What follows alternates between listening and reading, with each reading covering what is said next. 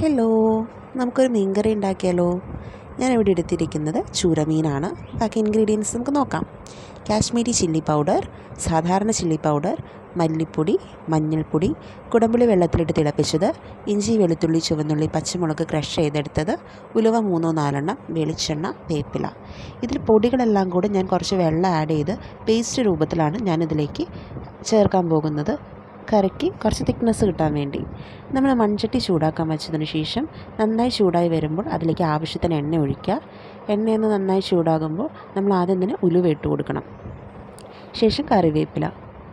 ഇത് രണ്ടും നന്നായി പാകമാകുമ്പോൾ നമ്മൾ ക്രഷ് ചെയ്ത് വെച്ചിരിക്കുന്ന ചുവന്നുള്ളി വെളുത്തുള്ളി ഇഞ്ചി പച്ചമുളകിൻ്റെ കൂട്ടിട്ട് കൊടുക്കുക.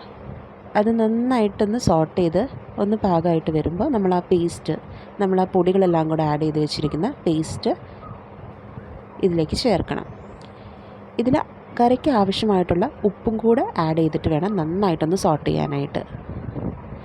ഇതിൻ്റെ നിറമൊക്കെ ഒന്ന് മാറി ഇതൊന്ന് പാകമായിട്ട് വരുമ്പോൾ നമ്മൾ മാറ്റി വെച്ചിരിക്കുന്ന പുളിവെള്ളം, കുടംപുളി വെള്ളമാണ് ഞാനിവിടെ എടുത്തിരിക്കുന്നത്. അത് നമുക്കിതിനകത്തേക്ക് മിക്സ് ചെയ്യാം. നന്നായി മിക്സ് ചെയ്ത് ഇതൊന്ന് നന്നായിട്ട് തിളച്ച് വരുമ്പോഴാണ് നമ്മൾ മീൻ ആഡ് ചെയ്യേണ്ടത്.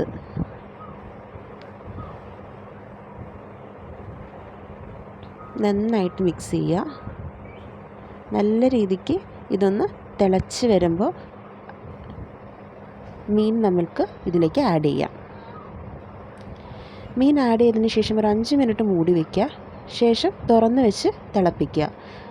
മീനൊക്കെ ഒന്ന് വെന്ത് വരുമ്പോൾ നമുക്ക് ആവശ്യത്തിനുള്ള ചാറ് കിട്ടത്തക്ക രീതിയിൽ അതൊന്ന് വറ്റിച്ചെടുക്കുക. അല്ലെങ്കിൽ അത്യാവശ്യം ചാറ് വേണ്ടവർക്ക് അതിൻ്റെ പാകമാകുമ്പോൾ കറിയിലേക്ക് മീതെ പച്ചവെളിച്ചെണ്ണ തൂകി കുറച്ച് വേപ്പില ഇട്ടിട്ട് മൂടി വയ്ക്കാം.